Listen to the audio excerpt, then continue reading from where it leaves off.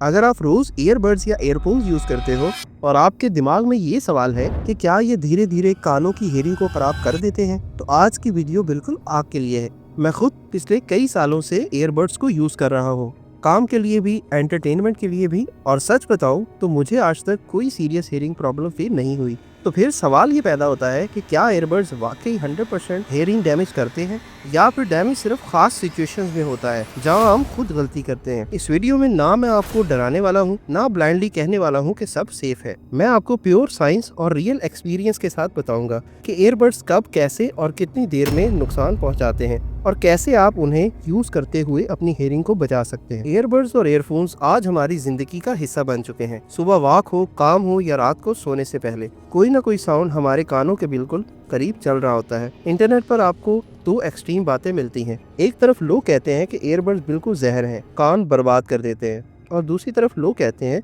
कि मैं रोज यूज करता हूँ, मुझे तो कुछ नहीं होता। सच इन दोनों के बीच में कहीं मौजूद है। इस वीडियो में हम इमोशनल बातें नहीं करेंगे, बल्कि सिंपल बायोलॉजी और प्रैक्टिकल साइंस की बात करेंगे। हम समझेंगे कि साउंड कैसे काम करता है और कौन सी आदतें धीरे धीरे हियरिंग को नुकसान पहुंचाती हैं और हमें पता भी नहीं चलता। मैं आपको ये भी बताऊंगा कि क्यों अक्सर लोगों को शुरू में कुछ महसूस नहीं होता, और जब प्रॉब्लम फील होती है तब काफी देर हो चुकी होती है। और वीडियो के अंत तक आप खुद डिसाइड कर पाओगे कि ईयरबड्स आपके लिए कितने सेफ हैं, कौन सी एक गलती सबसे ज्यादा डेंजरस होती है, और कौन सा एक सिंपल रूल फॉलो करके आप अपनी हियरिंग को सालों तक प्रोटेक्ट कर सकते हैं। इसीलिए वीडियो को एंड तक जरूर देखिए, क्योंकि जो बात लास्ट में आने वाली है वो अक्सर लोगों को कभी कोई नहीं बताता।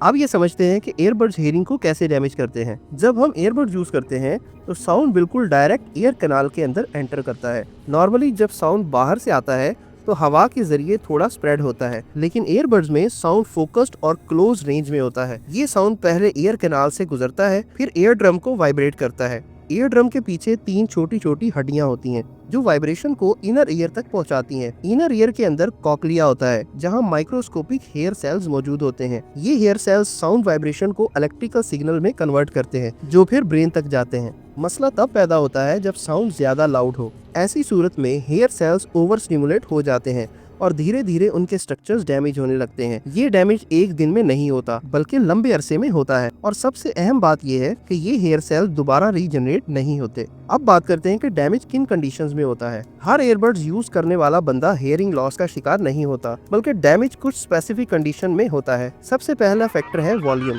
जब वॉल्यूम लगातार 60 to 70% से ऊपर रखा जाता है तो कॉक्लिया पर प्रेशर बढ़ता जाता है। दूसरा फैक्टर है ड्यूरेशन, यानी एक दिन में कितनी देर तक ईयरबड्स का यूज हो रहा है। अगर कोई इंसान रोजाना 3 से 4 घंटे या उससे ज्यादा देर तक ईयरबड्स लगा कर रखता है तो हेयर सेल्स को रिकवर होने का टाइम नहीं मिलता। तीसरा फैक्टर है एनवायरनमेंट। अगर इंसान नॉइसी जगह पर ईयरबड्स यूज करता है, जैसे ट्रैफिक या जिम, तो नेचुरली वॉल्यूम और ज्यादा बढ़ जाता है, जो डैमेज को एक्सेलरेट करता है।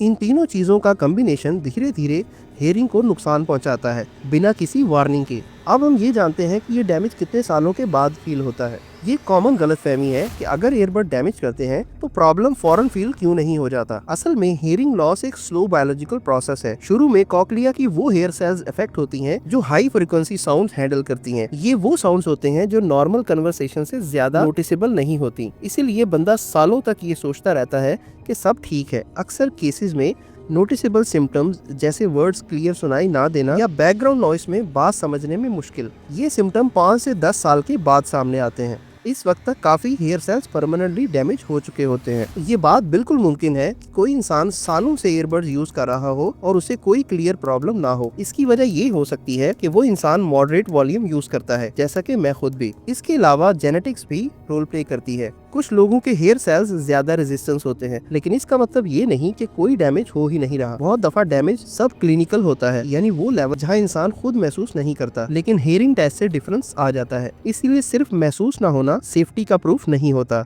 इसके अलावा ईयरबड्स का असर सिर्फ हेयरिंग लॉस तक लिमिटेड नहीं होता। जब ईयर कैनाल लंबी देर तक बंद रहता है तो अंदर मॉइस्चर और हीट बढ़ती रहती है, जो बैक्टीरिया की ग्रोथ को प्रमोट करती है। इससे ईयर इन्फेक्शन हो सकता है। ज्यादा लाउड साउंड से ब्रेन कॉन्टिन्यूसली अलर्ट मूड में रहता है, जिससे हेडेक, मेंटल फटीग और कंसंट्रेशन इशू पैदा हो सकता है। कुछ लोगों में टेनाइटिस डेवलप हो जाता है, यानी कानों में सीटी या रिंगिंग की आवाज आना, जो अक्सर साइलेंस में ज्यादा महसूस होती है। ये सारी चीजें डायरेक्ट या इनडायरेक्ट तौर पर ईयरबड्स के गलत यूज से जुड़ी हुई हैं।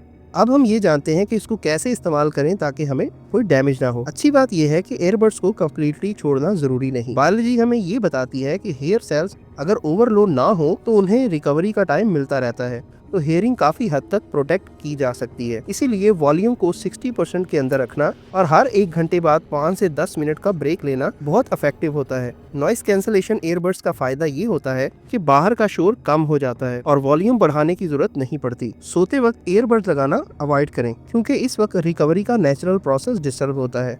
वीक में कुछ दिन ईयर रेस्ट देना भी इनर ईयर के लिए फायदेमंद होता है। इसीलिए बात बिल्कुल सीधी है, ईयरबड्स खुद बुरे नहीं होते, लेकिन गलत तरीके से इस्तेमाल करना उन्हें नुकसानदेह बना देता है। अगर हम वॉल्यूम और टाइम का ख्याल रखें तो हेयरिंग को काफी हद तक प्रोटेक्ट किया जा सकता है। अब मैं आपसे एक सिंपल सवाल पूछता हूँ कि आप रोज कितनी देर ईयरबड्स यूज करते हो और वॉल्यूम किस लेवल पर रहता है। ये इस बात पर भी डिपेंड करता है कि आप किस क्वालिटी के ईयरबड्स यूज कर रहे हैं। ज्यादातर चाइना इंपोर्टेड ईयरबड्स का साउंड बहुत ज्यादा लाउड होता है। अब आप बताएं कि क्या कभी कानों में सीटी, हैवीनेस या हेडेक महसूस हुआ? कमेंट में अपनी सिचुएशन लिखें, हो सकता है आपका एक्सपीरियंस किसी और के लिए वार्निंग बन जाए। अगर वीडियो यूजफुल लगी हो तो लाइक करें, सब्सक्राइब करें और इसे उस दोस्त के साथ शेयर करें जो हमेशा वॉल्यूम फुल रखता है।